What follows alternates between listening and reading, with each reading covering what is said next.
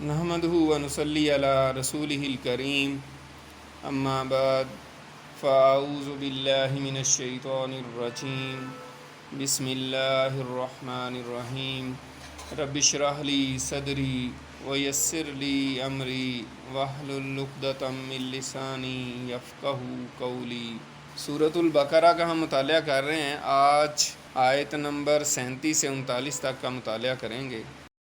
فَتَلَقَّىٰ آدَمُ مِن رَبِّهِ کَلِمَاتٍ، پھر سیکھ لیے آدم نے اپنے رب سے چند کلمے۔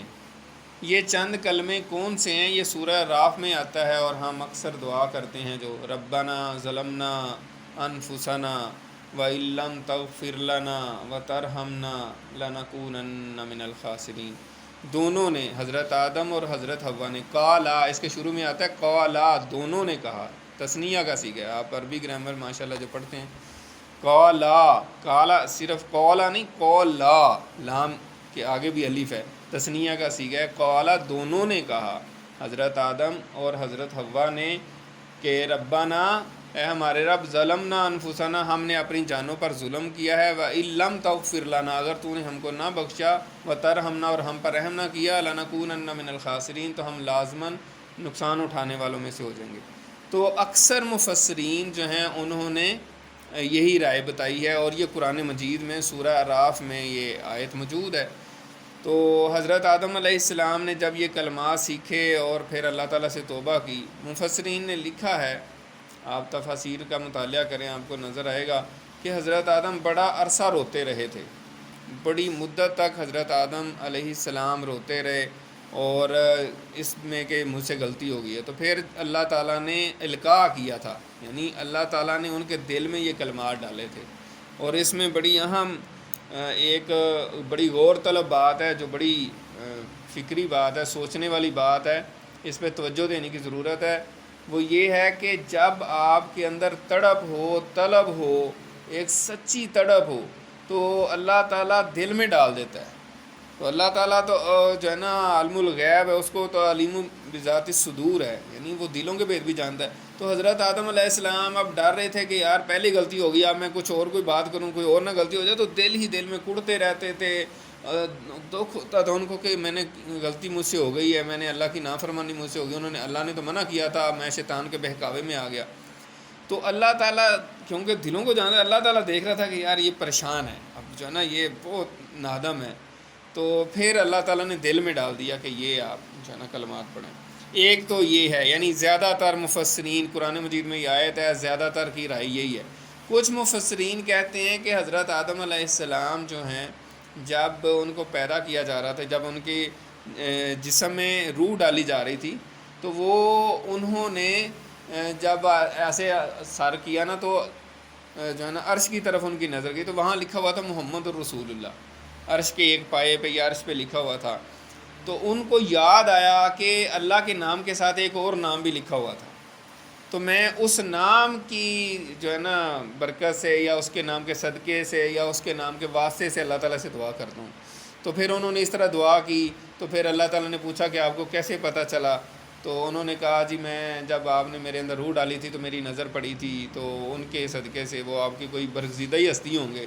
تو اللہ تعالیٰ نے کہا کہ ہاں وہ میرا آپ کی اولاد میں سے آخری پیغمبر ہے، اگر میں نے ان کو پیدا نہ کرنا ہوتا تو میں آپ کو بھی پیدا نہ کرتا۔ تو پھر اللہ تعالیٰ نے ان کی توبہ قبول فرما لی۔ تو یہ جو ہے، یہ مختلف محدثین نے حدیث بیان کی ہے، طبرانی نے، بہقی نے، پھر اس میں امام حاکم نے، ٹھیک ہے، امام ابو نعیم نے۔ بہرحال اس پہ اب تھوڑا سا میں آپ کو بتانا چاہ رہا ہوں اس وجہ سے کہ تاکہ آپ کے علم میں آ جائے بات نا، لیکن کچھ مفسرین نے اس روایت کو بالکل رد کیا ہے اور اس کو موضوع قرار دیا ہے۔ انہوں نے کہا یہ بے سند روایت ہے، ایسی کوئی روایت نہیں ہے، ٹھیک ہے۔ کچھ کہتے ہیں کہ یہ روایت ہے، مطلب بہت زیادہ ٹھیک ہے، سٹرونگ نہیں ہے، لیکن روایت ہے تو صحیح ہے، اور کچھ نے اس کو جائز قرار دیا ہے۔ اچھا، یہ بحث اپنی جگہ پہ ہے، یہ صحیح ہے یا نہیں ہے، یعنی دونوں طرف کے موقف ہیں۔ علماء نے اکثر نے کہا کہ اس کو بھی لیا جا سکتا ہے، چلیں وہ ہے، لیکن اس سے ایک سبق نکلتا ہے جو ہمارے لیے، یعنی یہ بحث تو علیحدہ، ہم اس پہ بحث نہیں کرنے لگے۔ اب میں جو بات کرنے لگوں اس کے ضمن میں ایک سبق نکلتا ہے کیونکہ ہمیں تھوڑا سا کوشش کرنی چاہیے کہ ہم آج کل کے دور کے مطابق بھی جو چیزیں ہیں اس طرف بھی آئیں، قرآن کو پڑھتے پڑھتے آج کے حالات کے مطابق۔ تو جو آج کے دور میں ہم سوشل میڈیا کو استعمال کر رہے ہیں، ٹھیک ہے، تو اس میں جو حدیثیں بتائی جاتی ہیں، بیان کی جاتی ہیں، شیئر کی جاتی ہیں، تو وہ ہمیں لازماً دیکھنا چاہیے کہ کہیں موضوع تو نہیں ہے، ٹھیک ہے نا۔ اس میں تو ہو سکتا ہے چلو ہے یا نہیں، علماء کا اختلاف ہو گیا نا، لیکن سارے علماء جس پہ متفق ہو گئے یار یہ صحیح نہیں ہے، یہ کہاں سے بنا لی حدیث، لوگوں نے گھڑ کے اور میڈیا پہ، سوشل میڈیا پہ چڑھا دی ہے۔ تو اس حوالے سے ہمیں سوشل میڈیا اور اس کی جو ہماری ذمہ داری ہیں، خاص طور پہ حدیث کے حوالے سے، اس میں بہت زیادہ احتیاط کرنے کی ضرورت ہے۔ اور کوئی بھی حدیث فارورڈ کرنے سے پہلے ہمیں پتہ ہونا چاہیے کہ یہ اس کی اتھینٹسٹی کیا ہے، ٹھیک ہے نا۔ تو یہ کوئی اتنا نازک اور یعنی سینسٹیو معاملہ ہے، یعنی اس کو لائٹ نہیں لینا چاہیے۔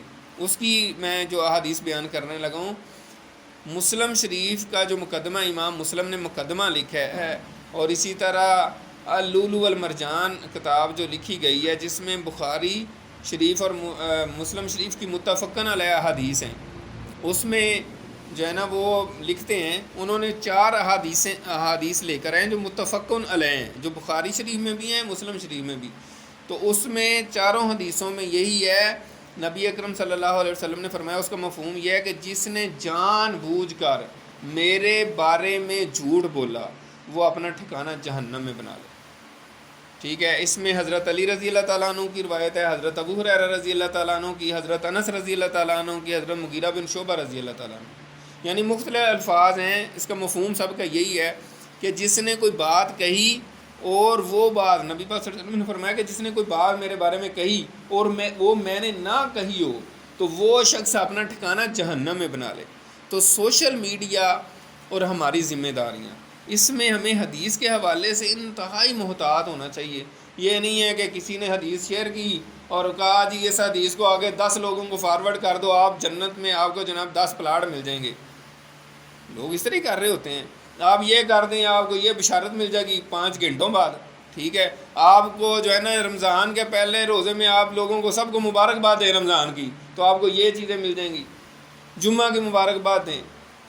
میں بعض دفعہ پتہ بھی ہوتا ہے کہ یہ مستند ہے نا، میں وہ بھی ڈرتے نہیں کرتا، ہاں احتیاط، ڈر لگتا ہے کیونکہ ہم کوالیفائڈ نہیں ہیں ابھی سے، بالکل صحیح بات ہے، سنی سنائی بار بار بات ہوتی ہے، میں وہ بھی نہیں کرتا۔ بالکل صحیح جو بات، لوگ ذمہ دار ہیں مستند لوگ ہیں انہیں کو کرنا۔ بالکل۔ اسی وجہ سے نا جو مستند پتہ ہو وہ تو آپ شیئر کر سکتے ہیں، جس کا 100% شیور ہو۔ آج کل سافٹ ویئر ہیں جیسے اسلام 360 سافٹ ویئر ہے، اس میں اگر آپ چیک کر لیں پھر کوئی مسئلہ نہیں، وہ اوتھنٹک ہے، ٹھیک ہے نا۔ اسی طرح ویریفائی اگر آپ کر لیں تو پھر تو ٹھیک ہے، ادروائز جو ہے جب آپ کو پتہ نہ ہو تو آپ آگے فارورڈ نہ کریں۔ اور یہ اتنی خطرناک ترین بات ہے، اور میرے علم میں آیا بعض اوقات، یعنی لوگ شیئر کر رہے تھے، جب ایک دفعہ ڈسکشن بھی ہماری ہوئی تو اس میں لوگ ایسی ایسی باتیں شیئر کر رہے ہیں جو حدیث کہیں ہے ہی نہیں۔ تو اس وجہ سے اس میں بہت احتیاط کی ضرورت ہے۔ تو یہ ضمناً جو ہمارے معاشرتی مسائل ہیں اس کو بھی ہم آہستہ آہستہ ڈسکس کریں گے جو آئیں گے ساتھ ساتھ۔ تو اس میں ایک تو یہ بات تھی، دوسرا اس میں توبہ کا بیان ہے، حضرت آدم علیہ السلام کی توبہ کا بیان۔ تو توبہ جو ہے یہ نہیں ہے کہ کوئی آپ سے بڑا گناہ ہو تو پھر ہی کرنی چاہیے، توبہ استغفار تو ہر وقت کرنا چاہیے۔ نبی اکرم صلی اللہ علیہ وسلم نے فرمایا کہ میں ہر روز 70 بار یا 100 بار جو ہے نا استغفار کرتا ہوں، توبہ کرتا ہوں۔ توبہ کا مطلب ہوتا ہے اللہ تعالیٰ کی طرف رجوع لانا، اللہ تعالیٰ کی طرف اپنے آپ کو لٹانا، سرنڈر کر دینا اللہ کے آگے، اور ہر چیز کو، غلط کاموں کو چھوڑ دینا۔ اب توبہ کی ڈیفینیشن کیا ہے، توبہ کیسے ہوتی ہے اور کیسے ہمیں توبہ کرنی چاہیے؟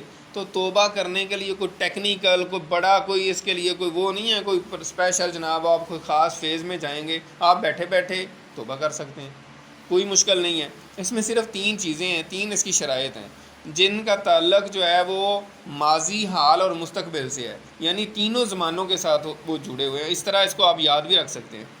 ماضی کے ساتھ کیا جڑا ہے کہ جو کچھ آپ سے ماضی میں غلط ہوا ہے اس پہ آپ نادم ہوں، شرمندہ ہوں، یا اللہ مجھ سے یہ غلطی ہوئی، جیسے حضرت آدم علیہ السلام نادم ہو رہے تھے۔ اور ایک حدیث ہے الندم توبتاً، ندامت ہونا ہی توبہ ہے، یعنی ایک بندہ کوئی غلط ہو گیا تو وہ نادم ہے دل میں کہ یار بہت غلط ہو گیا، بہت یار میں نے نا بہت، یعنی پنجابی سے کہتے ہیں یار چول ہی مار دیتی ہے، ٹھیک ہے نا۔ تو یہ اگر وہ دل میں کہہ رہے نا تو سمجھ لیں اس کی اللہ تعالیٰ توبہ قبول بھی کر لی ہے، ٹھیک ہے۔ ایک تو یہ ہو گیا پہلو کہ نادم ہونا. دوسرا حال سے متعلق ہے کہ وہ جس حال میں تھا جو وہ غلط کام کر رہا تھا اس کو چھوڑ دیا. ٹھیک ہے, دوسری شرط. اور تیسرا مستقبل سے تعلق ہے اس کا کہ آئندہ کے لیے نہ کرنے کا پکا عہد کر لے کہ آئندہ بھائی میں نے یہ کام نہیں کرنا. ٹھیک ہے, ایک بندہ ہے, نوجوان بیٹھے ہیں, والدین کی بعض کا نافرمانی ہو جاتی ہے, یہ کبیرہ گناہ ہے.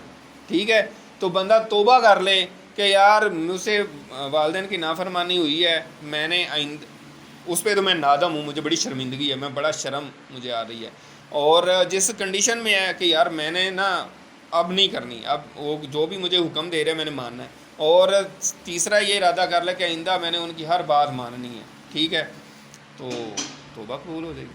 تو بہرحال توبہ کے حوالے سے اور بھی بہت زیادہ احادیث ہیں, پورے امام نووی جیسے ہم پڑھ رہے ہیں ریاض الصالحین, انہوں نے پورا باب باندھا ہے. مشکات شریف میں, بخاری شریف میں, حدیث کی کتابوں میں پورے باب ہیں. آپ توبہ کے بارے میں زیادہ تفصیل سے اگر پڑھنا چاہیں تو آپ کو بہت زیادہ مواد مل جائے گا.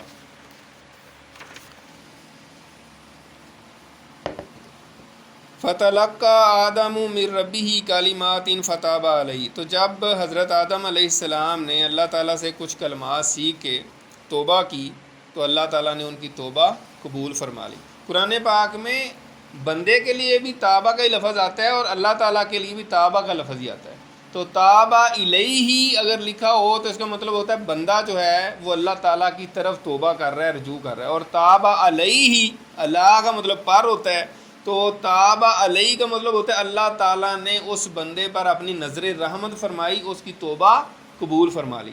یہاں پہ الفاظ جو ہیں اس میں حضرت آدم کی توبہ کا الفاظ نہیں ہے, لیکن اللہ تعالیٰ کے توبہ قبول کرنے کے ہیں, تو وہ محذوف ہے. یعنی انڈرسٹوڈ بات ہے کہ پہلے حضرت آدم نے علیہ السلام نے توبہ کی اور پھر اللہ تعالیٰ نے توبہ قبول فرما لی. انہ هو التواب الرحیم, بے شک اللہ تعالیٰ بہت توبہ قبول کرنے والا, نہایت رحم کرنے والا ہے. یعنی اللہ تعالیٰ بھی تواب ہے اور بندہ بھی تواب ہو سکتا ہے. ٹھیک ہے نا, یعنی بندے کے لیے جب تواب کا لفظ آئے گا تو اس کا مطلب وہ توبہ کرنے والا, اور اللہ تعالیٰ کے لیے آئے گا تو توبہ قبول فرمانے والا. قُلْنَا اهْبِطُوا مِنْهَا جَمِيعًا, ہم نے کہا کہ تم سب کے سب اتر جاؤ یہاں سے. فَإِمَّا يَأْتِيَنَّكُم مِّنِّي هُدًى, پھر جب کبھی آئے تمہارے پاس میری طرف سے کوئی ہدایت. فَمَن تَبِعَ هُدَایَ, تو جس نے میری ہدایت کی پیروی کی. فَلَا خَوْفٌ عَلَيْهِمْ وَلَا هُمْ يَحْزَنُونَ, تو نہ کوئی خوف ہوگا ان پر اور نہ وہ غمگین ہوں گے. یہاں پہ اللہ تعالیٰ جو فرما رہے ہیں حضرت آدم کے ذریعے آدم علیہ السلام کی اولاد کو کہ جب بھی میرا کوئی نبی آئے گا, میری کوئی کتاب آئے گی, تو آپ اپنی اولاد کو یہ بتا دیں کہ ان پر ایمان لانا ہے اور جو ہدایت آئے گی اس کی پیروی کرنی ہے. تو جب بھی کوئی انسان اس آئی ہوئی ہدایت کی پیروی کرے گا تو اس شخص پر نہ کوئی خوف ہوگا اور نہ کوئی غم ہوگا. یہ بڑا اہم ترین نقطہ ہے. آج جو ہے نا اس پہ میں یہی کہنا چاہوں گا کہ ڈپریشن کا علاج کیا ہے.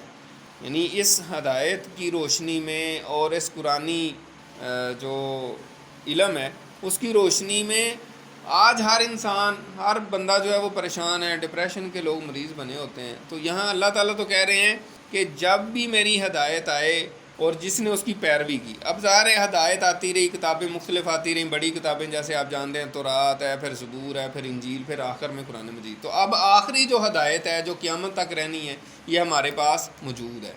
اور اللہ تعالیٰ فرما رہے ہیں کہ جس نے اس کی پیروی کی, جس نے اس کو فالو کیا, جس نے اس کو سمجھ کے عمل کیا, تو اس کو کیا ہوگا, اس کو نہ کوئی خوف ہوگا نہ کوئی غم ہوگا.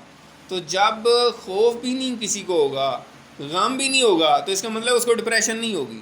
تو ہمیں ڈپریشن کیوں ہوتی ہے, یہ ایک آج کا بہت چیلنجنگ مسئلہ ہے. اور اس میں میں نے غور و فکر کیا تو مجھے کچھ چیزوں کی سمجھ آئی ہے کہ ڈپریشن ہوتی کیا. بیسیکلی ڈپریشن زیادہ تر سوچنے والے لوگوں کو ہوتی ہے. ڈپریشن میں بندہ سوچتا رہتا ہے اور دماغ میں ہی گھومتی رہتی ہیں باتیں, وہ کسی سے شیئر ہی نہیں کر پاتا اور اپنے ہی دل میں سوچتا رہتا ہے اور جو ہے نا ڈپریس ہی رہتا ہے, اور جیسے بندہ ڈوب رہا ہے. ٹھیک ہے, ایسے ہی ہے جیسے کوئی بھنور ہو, پانی کا بھنور آپ نے کبھی دیکھا ہو, تو اس میں کبھی کوئی تنکا پڑا ہو تو گھومتا ہے وہ نکل نہیں پا رہا ہوتا. تنکا کیا کوئی چونٹی کوئی اس طرح کی جاندار چیز بھی اس میں پھنس جائے چھوٹی موٹی تو وہ بیچاری اس میں ہی پھنسی رہتی ہے.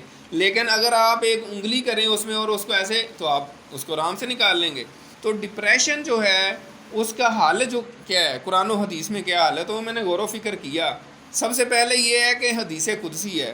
نبی پاک صلی اللہ علیہ وسلم نے یہ حدیث بیان کی کہ اللہ تعالیٰ فرماتا ہے اور بڑی مشہور زمانہ حدیث ہے, لوگوں نے دکانوں پہ اور کئی جگہوں پہ آپ نے لکھی دیکھی ہوگی کہ اے ابن آدم ایک تیری چاہت ہے ایک میری چاہت ہے, ہوگا وہی جو میری چاہت ہے. اگر تو نے سپرد کر دیا اپنے آپ کو اس کے جو میری چاہت ہے تو میں تجھ کو وہ بھی دے دوں گا جو تیری چاہت ہے, اور اگر تو چلا اپنی چاہت کے پیچھے تو میں تجھے تھکا دوں گا اور تو مطلب رول جائے گا, یعنی اس کا مفہوم ہے, اور آخر کار ہوگا وہی جو میری چاہت ہے. پہلا پوائنٹ یہ یاد رکھیں کہ جب تک ہم اللہ تعالیٰ کی چاہت کے آگے اپنے آپ کو وہاں سرنڈر نہیں کرتے, اللہ کی چاہت کے سپرد نہیں کرتے, ہم پھنسے رہتے ہیں. ایک تو یہ پوائنٹ ہے. دوسرا پوائنٹ اس میں جو ہے نا وہ یہ ہے جو کہ عام طور پہ بہت کم ڈسکس ہوتا ہے آج کل, وہ یہ ہے کہ اللہ کی تقدیر پہ خوش رہنا. یہ ہماری ایمانیات کا بیسک ترین حصہ ہے. یعنی جو ہم ایمانیات پڑھتے ہیں آمنت باللہ و ملائکتہ و کتبہ و رسلہ والقدر خیرہ و شرہ, یعنی ہر بری اور اچھی تقدیر پر ایمان لانا. تو اللہ کی تقدیر کے آگے سرنڈر کرنا یہ بھی ایمانیات کا حصہ ہے, اور یہ بھی بڑی بڑی ٹینشنیں اور بڑے بڑے پریشانیوں سے آپ کو نجات دے دیتا ہے. اور بلکہ جو غیر مسلم اسکالرز ہیں دانشور ہیں وہ یہ کہتے ہیں یار مسلمانوں کے پاس یہ جو تقدیر کا معاملہ ہے نا یہ ان کو ڈپریشن میں نہیں جانے دیتا.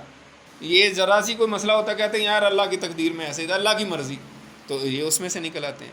اچھا تیسرا اس میں پوائنٹ جو ہے وہ یہ ہے, قرآن پاک میں اللہ تعالیٰ یہ بھی فرماتا ہے کہ اے انسان تمہیں جو بھی تکلیف پہنچتی ہے تمہارے اپنے نفس کی وجہ سے پہنچتی.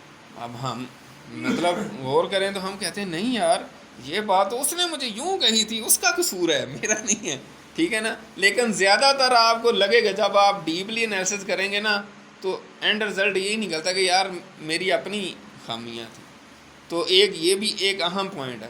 اور چوتھا اس میں یہ ہے کہ من یتوکل علی اللہ فہو حسبہ, بلکہ اس کو میں پوری جو سورۃ الطلاق کی ایک آیت ہے اس کا میں حصہ آپ کو تلاوت کر کے بتاتا ہوں جس میں 4 باتیں بڑی ہی اہم ہیں. اگر وہ ہمارے سامنے رہیں تو انشاءاللہ تعالی ہمیں کبھی ڈپریشن نہیں ہوگی.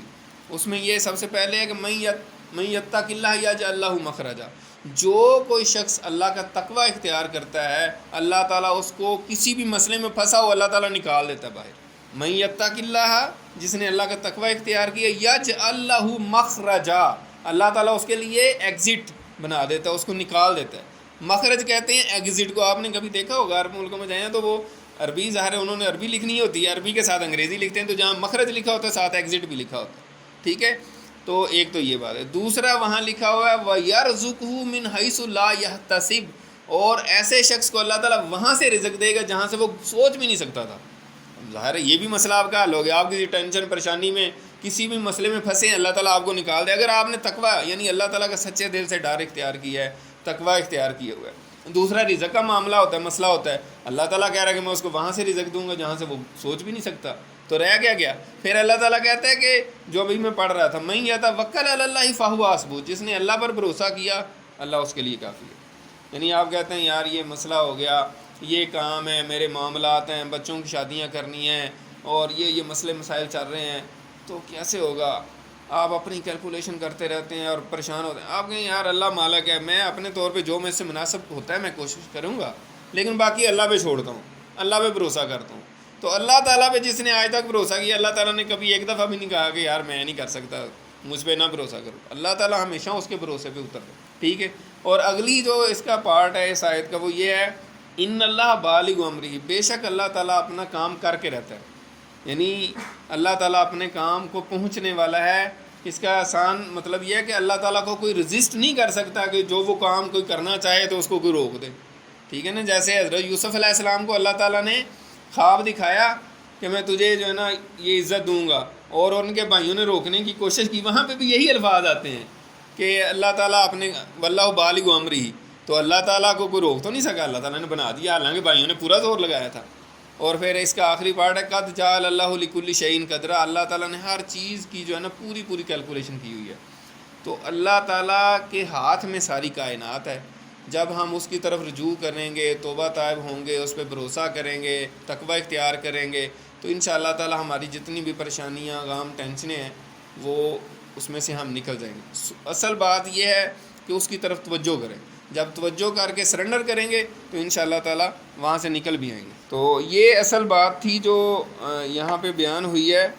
فمن تبع ہدایا، جس نے میری ہدایت کی پیروی کی، فلا خوف علیہم ولا هم یحزنون، تو ایسے لوگوں پر نہ کوئی خوف ہوگا اور نہ وہ غمگین ہوں گے، جو اللہ تعالیٰ کی آئی ہوئی ہدایت کی پیروی کریں گے، جو قرآن مجید کی پیروی کریں گے، قرآن مجید کو فالو کریں گے۔ ہم اصل میں قرآن مجید کو سمجھ کے پڑھتے ہی نہیں ہیں، ہمیں پتہ ہی نہیں ہے اس کو کیا اس میں بات آئی ہے، تو فالو کیا کریں گے۔ اسی طرح سورہ حامیم سجدہ میں، بلکہ اس سے پہلے جو ہے نا 11ویں پارے میں آتا ہے سورۃ یونس میں کہ الا اولیاء اللہ لا خوف علیہم ولا هم یحزنون، کہ خبردار سن لو کہ اللہ کے جو ولی ہیں، ٹھیک ہے، ان کے اوپر کوئی خوف نہیں ہے، کوئی غم نہیں ہے۔ اور اسی میں آتا ہے کہ ان اولیاءہ الا المتقون، اور اللہ کے ولی نہیں ہیں مگر جو متقی ہیں۔ یہ نہیں ہے کہ اپنے گلے میں کوئی بڑی لمبی تسبیحیں ڈال لے اور جو ہے نا کوئی پگڑی پہن لے، یا مطلب جو بھی ایسے ملنگ بنے ہوتے ہیں اور لوگ ان کو بڑا ولی اللہ سمجھتے ہیں اور جو مرضی کرتے پھریں۔ نہیں، اللہ تعالیٰ نے قرآن مجید میں بتا دیا ہے کہ ولی ہوتا ہے جو متقی ہوگا، اور متقی وہ ہوتا ہے جو اللہ تعالیٰ سے دل سے ڈرتا ہے۔ اور نبی پاک صلی اللہ علیہ وسلم کی حدیث ہے التقویٰ ہاہنا، تقویٰ یہاں ہے، یہاں دل کے اندر۔ یعنی آپ سے کچھ غلط ہو جائے یا آپ کے سامنے کوئی ایسی صورت ہے تو آپ کا دل جب کانپ اٹھے اللہ کے ڈر سے کہ یار میں نے یہ کام نہیں کرنا، مجھے اللہ سے ڈر لگتا ہے، بغیر کسی کو بتائے، یعنی آپ اندر سے دل سے ڈر رہے ہوں۔ یہ نہیں ہے کہ ظاہراً چیزیں جو ہیں، ٹھیک ہے شریعت کی ظاہری چیزیں ہیں، ان کی احترام ہے، ادب ہے، لیکن ظاہر ہونے سے تقویٰ ثابت نہیں ہوتا، ٹھیک ہے نا۔ ظاہراً ٹھیک ہے اچھا سارا بنائیں، لیکن ظاہر سارا کچھ رکھا ہو کسی نے، مثلاً بڑی پگڑی بھی ہو، داڑھی بھی ہو، تسبیح بھی ہو، سارا کچھ ہو، لیکن اس سے یہ ثابت نہیں ہوتا کہ تقویٰ بھی اندر موجود ہے۔ تقویٰ بندے کو اپنے آپ کو پتہ ہوتا ہے، یہ اللہ کو پتہ ہوتا ہے کہ اندر تقویٰ ہے کہ نہیں، کیونکہ جو بندہ دل سے اللہ تعالیٰ سے ڈرے گا وہی تقویٰ اس میں ہوگا۔ تو یہ ایک تو اس میں یہ بات ہے۔ اسی طرح سورہ حامیم سجدہ میں آتا ہے کہ ان الذین قالوا ربنا اللہ ثم استقاموا تتنزل علیہم الملائکۃ الا تخافوا ولا تحزنوا، کہ بے شک وہ لوگ جنہوں نے کہا کہ ہمارا رب تو اللہ ہے اور اس پر وہ ڈٹ گئے، تو ان پر فرشتے نازل ہوتے ہیں اور وہ ان کو آگے کہتے ہیں کہ آپ نہ ڈرو اور نہ غم کھاؤ۔ یعنی جنہوں نے کہا ہمارا رب اللہ ہے، یعنی ہمارا پالنے والا، رب کا مطلب ہوتا ہے پالنے، یعنی ہم سارا کچھ اس نے دینا ہے یار، رزق اس نے دینا ہے، پانی اس نے دینا ہے، گیس اس نے دینی ہے، بجلی اس نے دینی ہے، کھانے پینے کو اس نے دینا ہے، جو بھی حالات ہوں، جیسے بھی حالات ہوں، اسی نے ہمیں پالنا ہے، ٹھیک ہے نا۔ تو جب اتنا کسی نے کہہ دیا پھر اس پہ ڈٹ گیا، پھر یہ نہیں ہے کہ شیطان کی باتوں میں آ کے کبھی کہے کہ نہیں یار اب تو میں پتہ نہیں مشکل ہی ہے، تو ڈٹا رہے، تو پھر ایسے لوگوں پہ فرشتے اترتے ہیں اور پھر کہتے ہیں کہ یار ڈرنا نہیں ہے، غم نہیں کھانا، کوئی مسئلہ نہیں ہے۔ تو یہ ہے لا خوف علیہم ولا هم یحزنون۔ والذین کفروا، اور اس کے مقابلے میں، یعنی یہ تو ہو گئی ایمان والوں کی بات، اب جو اس کے اپوزٹ لوگ ہیں، ظاہر ہے قرآن مجید کا اسلوب ہے، اللہ تعالیٰ کا طریقہ ہے کہ جب ایک پازیٹیو بات ہوتی ہے تو اس کے اگینسٹ جو بات ہے وہ بھی بیان ہوتی ہے۔ والذین کفروا، اور وہ لوگ جنہوں نے کفر کیا، جنہوں نے نہیں مانا، جو بھی ہدایت آئے اس کو انہوں نے نہیں مانا، جیسے اللہ تعالیٰ نے فرمایا کہ جو ہدایت آئے گی ماننا ہے، تو جنہوں نے کفر کیا اس ہدایت کا، وَكَذَّبُوا، اور جھٹلایا، بِآیاتِنَا، ہماری آیتوں کو، اولئک اصحاب النار، یہ لوگ دوزخ والے ہیں، جہنمی ہیں، ہم فیہا خالدون، یہ اس میں ہمیشہ ہمیشہ رہیں گے۔ تو جو پکا کافر ہے، جس نے کلمہ پڑھا ہی نہیں ہے، ٹھیک ہے، یا منافق ہے، وہ تو ہمیشہ ہمیشہ جہنم میں رہے گا۔ لیکن جو مسلمان ہے، جس کا عقیدہ ہے توحید کا ہے، لیکن اس سے کچھ غلط اعمال ہو گئے ہوئے، کچھ غلطیاں ہو گئی ہوئیں، اس کو جہنم میں جانا پڑا، یعنی اس کی نیکیاں کم اور برائیاں زیادہ ہوئیں تو وہ جہنم میں اس کو جانا پڑے گا، لیکن کچھ عرصہ جہنم میں سزا بھگت کے وہ آخر کار نکال لیے جائیں گے۔ لیکن جو پکے کافر ہیں وہ ہمیشہ ہمیشہ جہنم میں جلتے رہیں گے۔ تو اللہ تعالیٰ سے دعا ہے کہ اللہ تعالیٰ ہمیں جو اللہ تعالیٰ نے ہدایت ہمیں دی ہے، یعنی قرآن مجید کی شکل میں، آخری ہدایت جو قیامت تک رہنی ہے، جس میں ہر طرح کی ہدایت موجود ہے۔ آپ نے اکثر سنا ہوگا قرآن مجید میں ہر چیز موجود ہے۔ اب لوگ کہتے ہیں جی فزکس کا فارمولہ نکال دیں، کیمسٹری کا فارمولہ، یہ بات نہیں ہے، یہ مطلب نہیں ہے۔ مطلب یہ ہے کہ زندگی گزارنے کے لیے، ہدایت کے لیے، کیونکہ اس کا موضوع قرآن مجید کا ہدایت ہے، ٹھیک ہے نا، تو ہدایت کے لیے یعنی کہ زندگی گزارنے کے لیے، زندگی کے معاملات جو ہیں، جیسے ابھی میں نے ڈپریشن کی بات کی ہے، قرآن مجید میں حل موجود ہے، اور جو بھی آپ کے سماجی، معاشرتی، معاشی، اس طرح کے جو بھی مسئلے مسائل ہیں، اس کے بیسک پرنسپل جو ہے نا وہ قرآن مجید میں موجود ہیں۔ تو اگر ہم غور و فکر کریں، اس کو غور سے پڑھیں اور پھر اس پر عمل کریں تو انشاءاللہ تعالی ہمارے دین دنیا کے سارے مسائل حل ہو جائیں گے۔ تو اللہ تعالیٰ سے دعا ہے کہ اللہ تعالیٰ ہمیں اس کو پڑھ کر عمل کرنے کی توفیق عطا فرمائے اور دوسروں کو بھی بتانے کی توفیق عطا فرمائے۔ وآخر دعوانا ان الحمد للہ رب العالمین۔